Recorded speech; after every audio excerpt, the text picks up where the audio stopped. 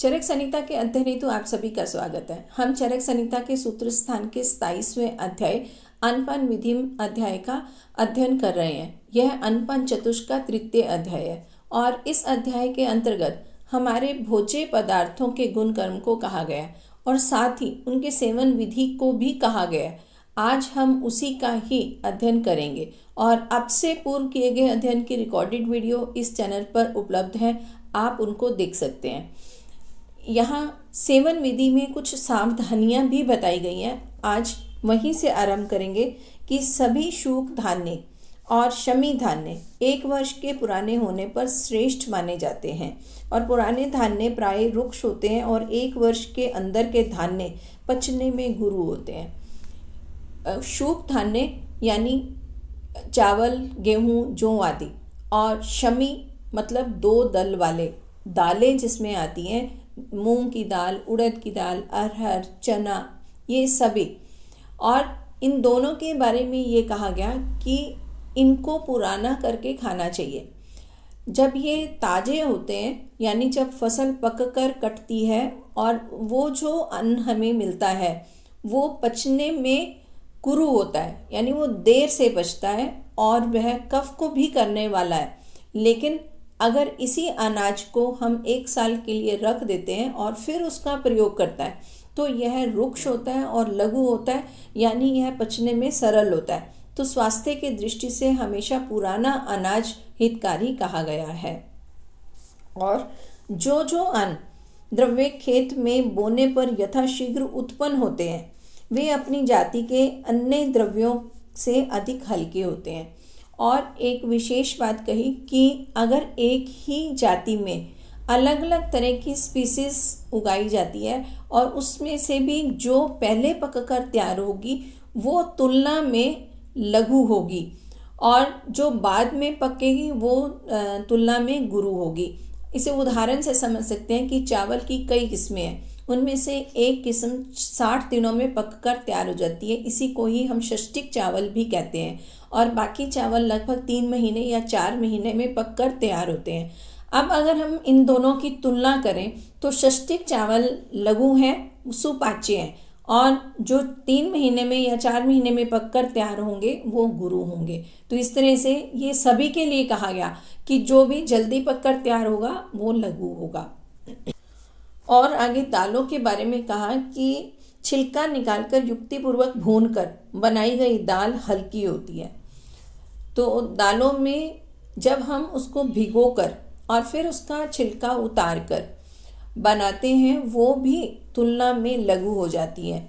और साथ में ये कहा कि अगर उसे युक्तिपूर्वक बनाया जाए तो वह अधिक सुपाच्य होगी। तो यहाँ युक्तिपूर्वक में विशेष तौर पर यह कहा गया कि जब हम छिलके रहित दाल को बनाते हैं तो बनाने से पहले उसे भून लेना चाहिए और फिर उसको बनाना चाहिए। साधारणतः हम दाल बनाते समय दाल को धोकर पानी में उबाल लेते हैं और फिर उसको छोंक लगाते हैं। तो यहाँ पर विशेषता ये कहा गया कि अगर हम पहले भूनते हैं फिर उसको उबालकर बनाते हैं तो वो अधिक सुपाच्य होगी। तो यह हमारे ध्यान देने वाली बात कि दाल को बनाने से पहले भून लें। और इसके पश्चात अब मांस के बारे में कहा और मांस में भी निषिद्ध मांस के बारे में कहा जा रहा है, यानी जिस मांस का सेवन नहीं करना है। तो जो पशु स्वयं मर गया हो, अत्यंत कृश हो, अधिक मेधा वाला हो, वृद्ध हो, बालक हो, विष से मरा हो या अगोचर भृत और सांप आदि हिंसक जंतुओं के द्वारा मारा गया हो तो उसका मांस नहीं खाना चाहिए। मांस के विषय में ये कहा जा रहा है कि जिस जीव जंतु का मांस लिया जा रहा है पहले हमें उसे ये देख लेना है कि क्या वह भक्ष्य है। तो विशेषता ये कहा कि अगर किसी जीव जंतु का मांस हम सेवन करने वाले हैं तो उसे ये देखना है कि क्या वह स्वयं से तो नहीं मर गया। अगर वह स्वयं से मरा है यानी मरे हुए जंतु का मांस नहीं खाना है। अगर मर गया है तो उसकी मृत्यु का कारण नहीं मालूम है तो स्वभावतः ऐसा हो सकता है कि वो किसी बीमारी से मरा हो, तो वो बीमारी के कण भी व्यक्ति के शरीर में आ जाएंगे और वह रोग को उत्पन्न करने वाले होंगे। तो इस दृष्टि से ये कहा गया है कि ऐसे मांस सेवन का सेवन नहीं करना चाहिए। और इसके अलावा अगर जंतु बहुत कृश है या बहुत स्थूल है तो ये दोनों स्थितियां भी किसी रोग का सूचक हो सकती हैं। और इसके अलावा बालक और वृद्ध, ये दो अवस्थाएं की, तो उस समय भी उसमें वो गुण नहीं होंगे जो एक स्वस्थ यानी जो युवा जंतु के शरीर में होंगे। तो इस तरह बालक और वृद्ध दोनों के मांस को भी मना किया है। और साथ में कहा कि अगोचर वृद्ध, गोचर है जहाँ पर वो चरते हैं यानी जहाँ पर वो रहते हैं। तो अगोचर कृत मतलब कि जहाँ पर वो नहीं रहते, उनका स्वभाव से वो स्थान नहीं है, लेकिन उसे अगर एक स्थान से दूसरे स्थान पर रखा गया है और वहाँ पर वो अपना चारा चर रहे हैं, तो उस समय भी उसके मांस के गुणों में अंतर आ जाएगा। और यहाँ पर उदाहरण दिया कि अगर कोई जंगल प्रदेश का जंतु हम अनूप देश में रख देते हैं तो वहाँ पर वो उसकी पालना होती है, या फिर अनूप देश का जंगल प्रदेश में है तो उस स्थिति में वहाँ उनके गुणों में अंतर आएगा। तो ऐसों का भी हमें मांस का सेवन नहीं करना है। और सांप आदि हिंसक जंतुओं के द्वारा जो मारा गया हो उसका मांस भी निषिद्ध कहा गया है, क्योंकि अगर ये हिंसक जानवरों के द्वारा मारा गया है तो उसमें भी विष के कण हो सकते हैं। तो इसीलिए ऐसे मांस का सेवन नहीं करना है। मांस का सेवन का यहाँ जो उल्लेख किया गया है वो केवल इसलिए किया है कि अगर आवश्यकता पड़ने पर मांस का सेवन करना हो तो ऐसे मांस का सेवन नहीं करना है। लेकिन यहाँ पर मांस सेवन के लिए प्रेरणा नहीं दी जा रही है। ये नहीं कहा जा रहा है कि मांसाहार ही करना है। तो ये सिर्फ आवश्यकता पड़ने पर ही ये गुणों को जानकर हम सेवन करवा सकते हैं। और फिर इसके पश्चात कहा कि इन उपयुक्त दोषों से रहित जो भी अभी यहाँ पर निषिद्ध मांस कहे हैं उनके अलावा मांस वर्धक और हितकारी होता है। तो इनको अगर हम छोड़ दें तो मांस को बढ़ाने वाला है और स्वास्थ्य के लिए हितकारी भी होता है, ऐसा हमें जानना होगा। और इसके पश्चात अब मांस रस के गुण कहे जा रहे हैं। मांस रस का मतलब मांस को उबाल कर उसका सूप बनाया जाता है, तो उसके यहाँ पर गुण कहे जा रहे हैं कि यह सभी प्राणियों को तृप्त करता है और हृदय के लिए परम हितकारी है। और जिन रोगियों का शरीर सूख गया हो और जो रोग से मुक्त हो गए हों, जो स्वभावतः कृश हो, तो यहाँ पर अगर हम ये देखें तो पहले मांस के गुण ये कहे जा चुके हैं कि मांस से मांस की वृद्धि होती है। तो यहाँ जो स्थिति बताई कि अगर किसी व्यक्ति का शरीर सूख गया है, मतलब वहाँ पर मांस कम है, या फिर कृश है तो भी मांस कम है, और अगर वो किसी रोग से पीड़ित है और वह क्षीण हुआ है तो भी मांस रस हितकारी होगा। तो ये मांस के फायदे बताते हुए उसकी प्रयोग विधि के लिए कहा है। और जो व्यक्ति बल और वर्ण को चाहते हैं उन सभी व्यक्तियों के लिए मांस रस अमृत के समान फल देने वाला है। यानी यह है बल को देने वाला और साथ ही वर्ण को भी देने वाला है। तो इस तरह इनके गुणों को कहा है। और रोगानुसार बताए गए मांस रस सभी रोगों को शांत करते हैं। तो यहाँ जिस रोग के लिए कोई विशेष मांस का वर्णन किया गया है, अगर उस तरह से उसको चयन करके प्रयोग में लाया जाता है वो भी हितकारी होता है। और मांस रस स्वर को ठीक करता है, बल को बढ़ाता है, व्यय को ठीक रखता है, बुद्धि, इंद्रिय और आयु के लिए भी हितकारी होता है। और जो व्यक्ति प्रतिदिन व्यायाम करते हैं, नित्य मैथुन में रहते हैं और नित्य मदिरा पान करते हैं, यदि वे व्यक्ति नित्य मांस रस का आहार करते हैं तो वे ना रोगी होते हैं ना दुर्बल होते हैं। और विशेषता यहाँ पर कुछ स्थितियाँ बताई हैं कि जहाँ पर व्यक्ति परिश्रम करता है और ये मदिरा पान अधिक करता है, मांस रस का प्रयोग करता है, तो ये बल को देने वाला होगा। यानी ऐसे व्यक्तियों के लिए ये हितकारी कहा गया है। और इसके पश्चात अब निषिद्ध शाक के बारे में कहा गया है। यानी शाक में भी कुछ ऐसा शाक जिसका सेवन नहीं करना है। तो ये कहा कि जो शाक कीटों से और वात तथा धूप से हीन वीर्य हो गया है, सूख गया है, पुराना हो गया हो, अपने प्राकृतिक समय में उत्पन्न न होकर भिन्न समय में उत्पन्न हुआ हो, बिना घी तथा स्नेह के सिद्ध किया हो, जिसका जल निकाला न गया हो, ऐसे शाक का सेवन नहीं करना चाहिए। तो शाक कौन कौन से हैं ये हम पूर्व अध्ययन में जान चुके हैं, और उसमें भी अब किसका सेवन नहीं करना चाहिए, तो उसमें विशेषता ये कहा कि ऐसा शाक जिसको कीड़े लगे हों, कीड़ों ने खाया हो, तो वो भी स्वास्थ्य के लिए हितकारी नहीं होगा, तो ऐसे को नहीं खाना है। और इसके पश्चात ये कहा कि अगर वह वात या धूप मतलब वायु और धूप की वजह से वो अगर विकृत हो गया है और वह अधिक सूख गया है, या फिर उसे तोड़कर रखा गया है और वह पुराना हो गया है, तो ऐसे में उसके गुणों में अंतर आ जाएगा, तो उसका सेवन नहीं करना है। और विशेषता ये कहा कि अगर यह बेमौसमी है, यानी उसके मौसम का नहीं है, लेकिन फिर भी वो अगर उपलब्ध है तो ऐसे में सेवन नहीं करना चाहिए। लेकिन आजकल तो हर चीज़ सारा साल रहती है, मतलब वो विशेष कोई मौसम नहीं लेकिन उपलब्ध है। पालक देख लें, मेथी देख लें, और भी कई तरह के शाक जो सारा साल ही उपलब्ध होते हैं, तो यहाँ पर उसे स्वास्थ्य के लिए हितकारी नहीं कहा गया। जब उसका मौसम है वही हमारे लिए ज़्यादा हितकारी है। और आज शाक के साथ साथ बाकी चीज़ें भी हम फल के विषय में भी जान सकते हैं। तरबूज सारा साल उपलब्ध रहता है, आम भी आज सारा साल उपलब्ध है, ऐसे बहुत से और फल भी। लेकिन यहाँ पर विशेषता ये कहा गया कि जिस समय उसका मौसम है उस समय वो हमारे लिए अधिक हितकारी है, और बाकी वो स्वास्थ्य के लिए अधिक हितकारी नहीं है। और एक बात ये भी कही गई कि अगर हम शाक को बना रहे हैं तो उस समय उसका अगर जल ना निकाला गया तो भी वह स्वास्थ्य के लिए हितकारी नहीं है। अब इस विषय को हम जानने के लिए ऐसा समझ सकते हैं कि ये स्थिति तो कही गई कि अगर हमें पालक जैसे शाक को बनाना है तो इसे पहले उबालेंगे और फिर इसके पानी को निकाल देंगे, और बाकी जो बचेगा उसको हम सेवन करेंगे। और आजकल हम ऐसा भी कहते हैं कि अगर इस तरह से हम करेंगे तो पानी में बहुत से पोषक तत्व निकल जाएंगे और यह स्वास्थ्य के लिए लाभदायक नहीं होगा।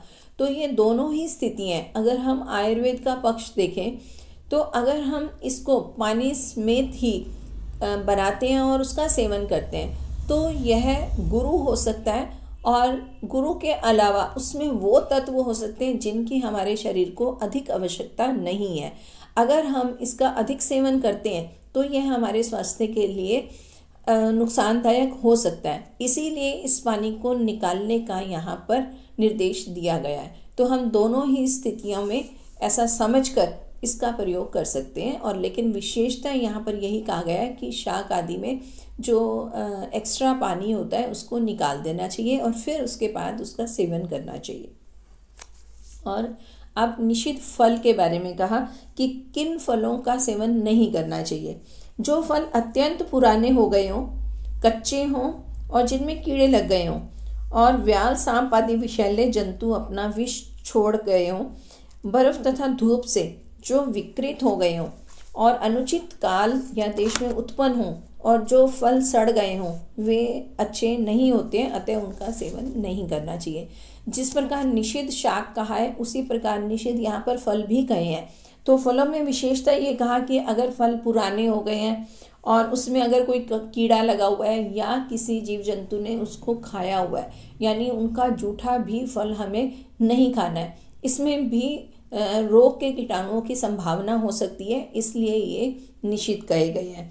और बर्फ़ में भी इनको स्टोर किया जाता है, तो ऐसा कहा कि अगर वो बर्फ़ या धूप इन दोनों से वो अगर विकृत हुए हैं तो इनका सेवन हमें नहीं करना चाहिए। और अनुचित देश और काल, तो इसमें भी अगर वो उत्पन्न हुए हैं तो उनका भी हमारे लिए सेवन हितकारी नहीं होगा। ये हम शाक के साथ ही समझ पाए हैं। तो विशेषता ये कि जो मौसम में आने वाले फल हैं, यानी जो उनका स्वभाव से ही एक समय है, अगर उसमें वो उत्पन्न हुए तो वो हमारे लिए अधिक हितकारी होंगे। और इसके पश्चात अब हरित वर्ग में आए हुए द्रव्यों के बारे में कहा है। तो हरित में जो हरी सब्जियां कही थी, यानी जैसे कि पुदीना या धनिया, मूली और अदरक आदि को कहा गया था। तो उस विषय में ये कहा कि यह उसी प्रकार के द्रव्य निषिद्ध हैं जिस प्रकार के द्रव्य शाक वर्गों में निषिद्ध कहे गए हैं। यानी जैसे कि इनको कोई कीड़ा नहीं लगा होना चाहिए, ये किसी तरह से मुरझाए नहीं होने चाहिए, ज़्यादा पुराने नहीं होने चाहिए और धूप हवा वगैरह के द्वारा ये विकृत नहीं होने चाहिए। अगर ऐसे हैं तो ये भी सेवनीय नहीं है। और इनके अलावा जो सही उपयोगिता लिए हुए हैं उन्हीं का ही हमें सेवन करना चाहिए। पर शाक वर्गों में जो निर्माण का प्रकार त्याज्य है वह हरित वर्गों के लिए त्याज्य नहीं है।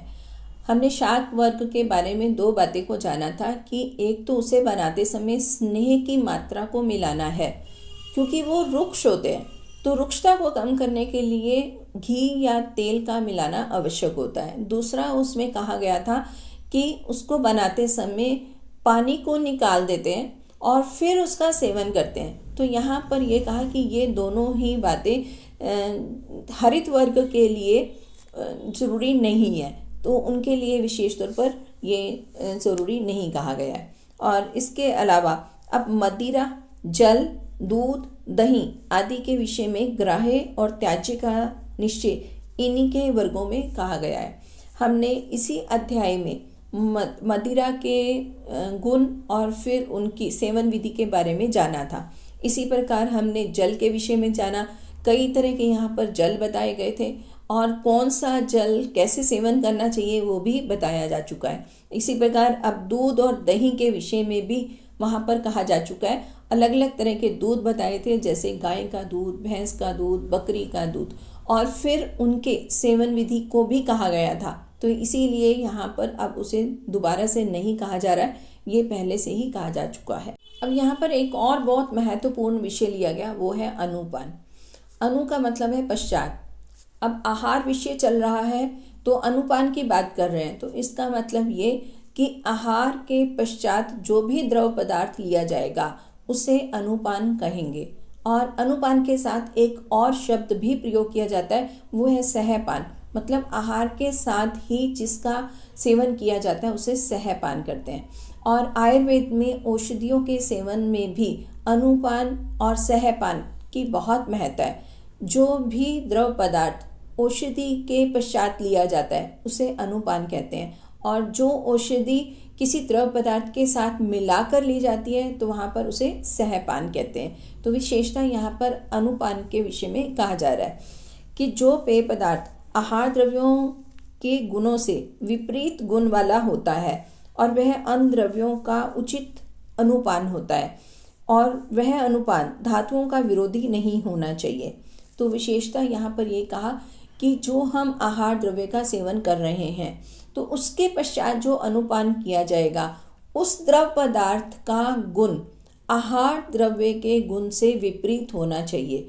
यानी अगर आहार द्रव्य हमने उष्ण लिए तो वो शीत होने चाहिए, अगर ये हमने ठोस लिया है तो वो द्रव होना चाहिए। तो इस तरह की स्थिति कि वह उसके विरुद्ध होना चाहिए ताकि वो उसको पचाने में सहायक हो सके, और यह हमारे शरीर की धातुओं के विरोधी भी नहीं होना चाहिए। यानी ऐसा ना हो कि वो स्वास्थ्य की दृष्टि से अच्छा ना हो, धातुओं का कोई विरोध नहीं करना चाहिए। तो ये दोनों ही बातों को ध्यान में रखकर फिर अनुपान करवाया जाता है। और इसके पश्चात अब आसव के बारे में कहा गया है। आसव को भी अनुपान के रूप में प्रयोग करते हैं, और आयुर्वेद में औषधियों में जो आसव दिए जाते हैं वो सभी आहार के पश्चात ही सेवन करवाए जाते हैं। तो उसके विषय में ये कहा कि 84 प्रकार के आसव होते हैं। यह बात हम सूत्र स्थान के 25वें अध्याय में कही जा चुकी है। और पीने योग्य या न पीने योग्य जल का भी वर्णन किया जा चुका है। उनका भली भांति विचार करके जो भी हितकारी हो उसका अनुपान करना चाहिए। तो विशेषता यहाँ पर जो आसव कहे गए वो भी 84 प्रकार के आसव कहे गए हैं। अलग अलग द्रव्यों से अलग अलग प्रकार से उन्हें बनाया जाता है। आसव की 9 प्रकार की योनियां कही गई थी, यानी कुछ द्रव्य मूल से, कुछ तने से, कुछ पत्ते से, कुछ फलों से ऐसे बनाए जाते हैं। तो जहाँ पर जो आसव उपयुक्त है उसका चयन करके अनुपान के रूप में उसका प्रयोग करवाना है। तो उसके गुणों को उस अध्याय में यानी सूत्र स्थान के 25वें अध्याय में कहा जा चुका है, तो उसको जानकर यहाँ पर अनुपान के रूप में इनका प्रयोग किया जा सकता है। और इसके अलावा यहाँ पर जल के विषय में भी कहा जा चुका है, तो उसको भी हमें समझना है और उसी के अनुसार इनका प्रयोग करवाना है। और इसके पश्चात अब वातजन्य विकारों में स्निग्ध, उष्ण, यानी यहाँ पर अब तीनों दोष वात, पित्त, कफ के अनुसार भी यहाँ कुछ निर्देश दिए गए हैं कि वातजन्य विकारों में स्निग्ध और उष्ण, स्निग्धता और उष्णता ये 2 गुण वायु के विपरीत है, तो उनकी चिकित्सा करने के लिए ये द्रव्य उपयुक्त होते हैं। तो ऐसा यहाँ पे कहा। और पित्तजन्य विकारों में मधुर और शीतल द्रव्य पित्त की चिकित्सा हेतु हितकर हैं। और कफजन्य विकारों में रुक्ष और उष्ण कफ के लिए हितकारी, उष्णता और रुक्षता ये दोनों ही चीज़ें कफ को कम करेंगी। तो इस तरह से ये तीनों दोषों के बारे में बताया। और धातु क्षयजन्य विकारों में मांस रस का अनुपान श्रेष्ठ होता है। तो जिस प्रकार की आवश्यकता है, अगर वातज रोग है तो हमें स्निग्ध और उष्ण द्रव्यों का प्रयोग करना है, और पित्तश में मधुर और शीतल द्रव्यों का प्रयोग अनुपान के रूप में किया जाएगा। इसी तरह से अगर कफश रोग है तो हम रुक्ष और उष्ण द्रव्यों का प्रयोग करेंगे। तो इस तरह ये रोगों के अनुसार। और फिर साथ ही यही कहा कि अगर धातु क्षय जन्य कोई विकार है तो उसमें मांसरस का अनुपान जो है वो श्रेष्ठ रहता है। तो विशेषता ये ध्यान देकर ही हम अनुपान को कह सकते हैं कि ये उपयुक्त रहेगा। और उपवास किए हुए व्यक्तियों के लिए रास्ता चलने से श्रांत, और अधिक बोलने से श्रांत, और अधिक मैथुन करने से, और आंधी से श्रांत, धूप से श्रांत, अन्य क्रूर कर्मों से श्रांत व्यक्तियों के लिए दूध अनुपान के रूप में अमृत के समान श्रेष्ठ होता है। तो विशेषता यहाँ पर कुछ स्थितियाँ भी बताई हैं कि इनके लिए दूध का अनुपान हितकारी होगा, यानी उस ऐसी स्थितियों में दूध हितकारी होता है। और कृष्ण व्यक्तियों की पुष्टि के लिए सूरा का अनुपान उत्तम होता है। तो ये भी हमने मदिरा और सूरा के गुणों में ये जाना था कि कृष्ण व्यक्तियों के लिए इसको उपयोगी कहा है। और स्थूल व्यक्तियों को कृष्ण करने के लिए मधु या जल का अनुपान उत्तम होता है। तो ये प्रचलन में भी है। स्थूलता को कम करने के लिए व्यक्ति पानी में नींबू और शहद मिलाकर सेवन करते हैं और इससे मोटापा कम होता है। तो यहाँ पर भी वही कहा है कि पानी में शहद को मिलाकर अगर सेवन किया जाए तो ये स्थूलता को कम करेगा, क्योंकि शहद स्थूलता को कम करने वाला है। स्थूलता को कम करने में इसकी रुक्षता कार्य करती है, तो इस तरह से ये हितकारी कहा है। तो नींबू का सेवन इसके साथ हम कर भी सकते हैं, लेकिन यहाँ पर विशेष तौर पर कुछ नहीं कहा गया, क्योंकि इसमें जो शहद है वो अधिक कार्य करने वाली है।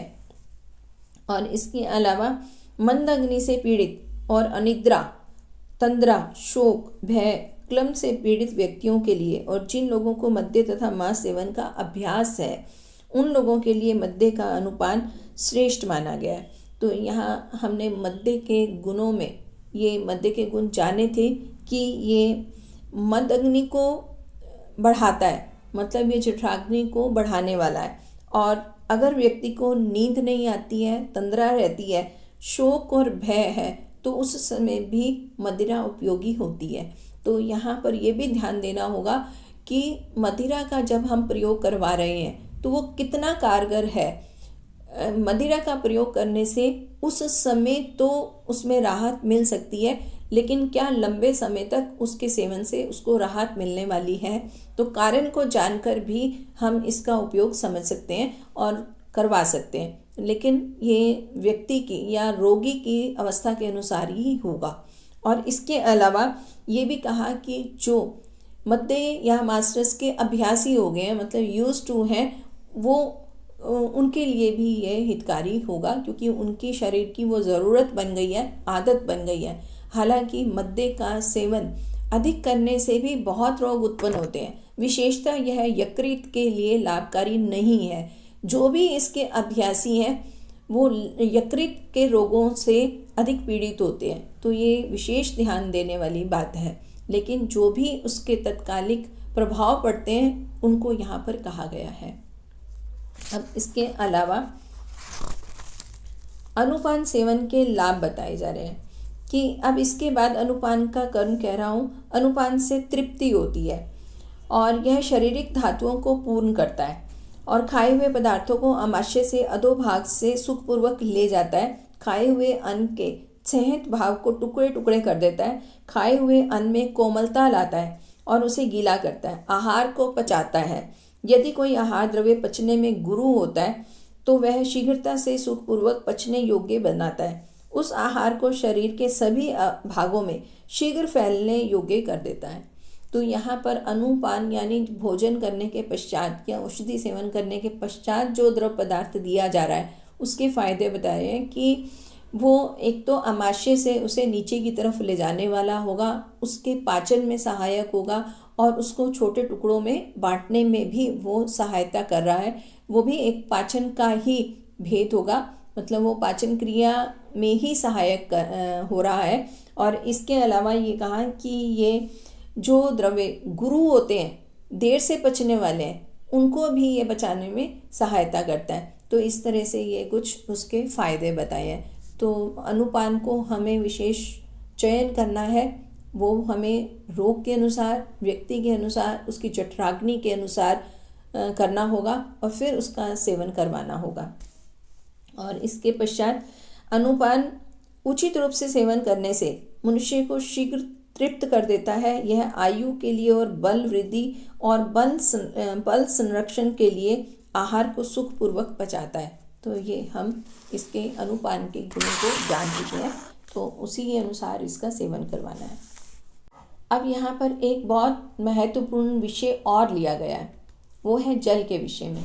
और साधारणतः ये पूछा जाता है कि भोजन के साथ जल का ग्रहण करना चाहिए या नहीं करना चाहिए, भोजन से पहले करना चाहिए या भोजन के पश्चात करना चाहिए या फिर भोजन के बीच में करना चाहिए। तो कौन सी स्थिति ठीक है? और यह स्थिति प्रत्येक व्यक्ति के लिए अलग अलग हो सकती है, सभी के लिए एक निर्देश नहीं है। भोजन से पहले अगर किया जाएगा तो वो उस जठराग्नि को कम करने वाला होगा और भूख को कम करने वाला हो सकता है, तो उस दृष्टि से वो अधिक उत्तम नहीं है। लेकिन अगर मध्य में किया जा रहा है वो भी जठराग्नि को कम करेगा। उसकी कितनी मात्रा ली जा रही है उसके ऊपर भी निर्भर करेगा कि यह स्वास्थ्य के लिए हितकारी है या नहीं है। इसी प्रकार अगर हम भोजन के पश्चात करते हैं तो वो उदर को ज़्यादा भर देगा और ये स्थूलता को लाने वाला होगा। तो अलग अलग परिस्थितियां हैं, लेकिन ये कहाँ हमें कैसा करना है प्रयोग, उसके विषय में भी हमें जानना होगा। पहले हम ये जानते हैं कि यहाँ पर क्या कहा है। अब भोजन के बाद जल न पीने योग्य व्यक्ति कौन है, उसके विषय में कहा है कि जिन व्यक्तियों में जठरों के ऊपरी भाग में वात कोप जन्य रोग हों। तो सबसे पहली स्थिति ये बताई है कि अगर व्यक्ति को गर्दन से ऊपर के भाग में कोई भी रोग है तो ऐसे व्यक्ति को भोजन करने के पश्चात पानी का सेवन नहीं करना है। अगर वह ऐसा करता है तो जठरोगत रोग में वृद्धि होगी और वह उसके लिए हितकारी नहीं होगा। और इसके अलावा कहा कि जो हिक्का से पीड़ित हो, यानी जिसे हिचकी आती हो, श्वास रोग से पीड़ित हो, अस्थमा वाली स्थिति है और कास से पीड़ित हो, खांसी है, तो उन्हें भोजन के बाद जल नहीं पीना चाहिए। तो विशेषतः यहाँ पर श्वसन संस्थान से संबंधित श्वास, कास और हिक्का तीनों रोगों को कहा गया। ये तीनों ही कफस रोग हैं, तो इनसे होने वाले रोग अगर व्यक्ति को हैं तो उसे भी भोजन के पश्चात पानी का सेवन नहीं करना है। तो विशेषता ध्यान देने वाली बात कि हिचकी जिसे अधिक आती है, सांस चढ़ जाता है या खांसी है, तो भोजन के पश्चात पानी बिल्कुल नहीं पीना चाहिए। और जो व्यक्ति अधिक गाना गाने में रत हो, यानी जो गायक हैं और जो अधिक बोलते हैं, जैसे कि अध्यापक या अध्यापिका को अधिक बोलना पड़ता है, तो ऐसों को भी भोजन के पश्चात पानी नहीं पीना चाहिए, क्योंकि यह गले में अवरोध उत्पन्न करेगा। और जो अधिक पढ़ने में लगे हों और जिन्हें उर्क्षत हो गया हो, उर्क्षत का मतलब कि जो श्वसन संस्थान में जिनको किसी तरह का क्षत है, उनकी थूक में खून आ जाता है या वहाँ पर पीड़ा है, तो ऐसे में भी भोजन के पश्चात जल का सेवन नहीं करना चाहिए। और यदि वे व्यक्ति भोजन के बाद जल पीते हैं तो वह जल कंठ प्रदेश और उर प्रदेश में रहने वाले आहारजन्य स्नेह को नष्ट करके उन रोगों में जो जो दोष प्रधान होते हैं उनको बढ़ाकर पुनः उपद्रव उत्पन्न कर देते हैं। तो यहाँ पर अब कारण भी बताया कि अगर ये स्थितियाँ हैं, यानी कि अगर जत्रु प्रदेश में कोई रोग है या फिर उसे हिक्का श्वास कास है या फिर उर्क्षत में कोई मतलब उर्क्षत हुआ है, तो ऐसे में अगर भोजन के पश्चात पानी पिया जाएगा तो वो कंठ में अवरोध करेगा और वहाँ की स्नेह की मात्रा को कम करके फिर रोगों को बढ़ा देगा। तो इस तरह से यह व्यक्ति के लिए अहितकारी होगा, तो ऐसे में उसका सेवन नहीं करना चाहिए। और इसके अलावा अब यहाँ पर ये कहा कि प्राय अधिकतर प्रयोग में आने वाले आहार और अनुपान के एक देश का यहाँ पर उपदेश किया गया है, क्योंकि संसार में होने वाले सभी द्रव्यों के नाम लेकर निर्देश किया जाना संभव नहीं है।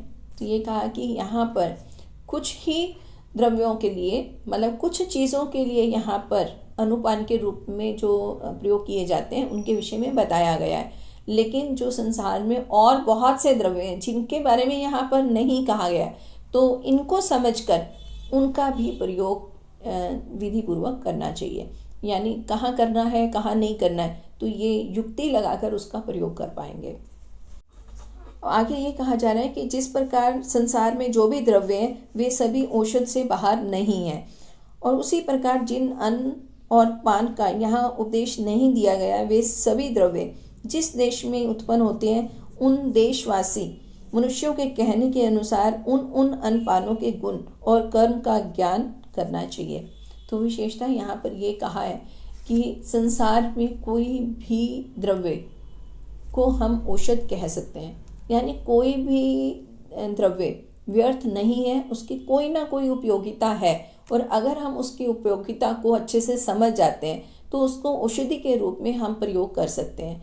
तो यहाँ पर ये कहा कि सभी द्रव्य औषध हैं, लेकिन उसके गुणों को जानकर ही हम उसके प्रयोग कर सकते हैं। तो ये कहा गया कि यहाँ पर कुछ द्रव्यों के बारे में तो बता दिया गया है, तो उनके गुणों को हम जानकर प्रयोग कर सकते हैं, लेकिन जिन द्रव्यों के गुण कर्म को नहीं कहा गया है और अगर वो उपलब्ध हैं तो उनके गुण कर्मों को जानना होगा। और जानने के लिए विशेष तौर पर ये कहा कि जहाँ पर वो उत्पन्न हुआ है या जहाँ पर वो उपलब्ध है, तो वहाँ के रहने वाले लोग जो उसको प्रयोग में लाते हैं, तो उनसे उनके गुणों को जान लेना चाहिए और फिर उन गुणों को समझकर उसको प्रयोग करना चाहिए। तो इस तरह से यहाँ पर ये सभी चीज़ें आहार द्रव्यों के बारे में ही कही जा चुकी हैं। और अब इसी अध्याय का शेष भाग हम आने वाली कक्षा में जानेंगे। और अब बारी है प्रश्नोत्तर की। पूर्व कक्षा में पूछा गया प्रश्न था कि 6 रस में से कौन सा रस विशेष तौर पर भोजन में रुचि जगाने वाला है। तो इसका उत्तर है कि लवण रस आहार में रुचि उत्पन्न करने वाला है। और सही उत्तर जानने वाले आप सभी बधाई के पात्र हैं। इस बार श्याम कुमार जी को विशेष तौर पर संजीवनी हेल्थ केयर की तरफ से एक उपहार भेजा जा रहा है और आप विशेष तौर पर बधाई के पात्र हैं। और आज के लिए प्रश्न है कि विश्व भेषज किसे कहा जाता है। आपको द्रव्य बताना है और आशा है कि आप अवश्य जानते हैं और कमेंट बॉक्स में लिखेंगे। और इसी के साथ आप सभी को सादर नमस्ते।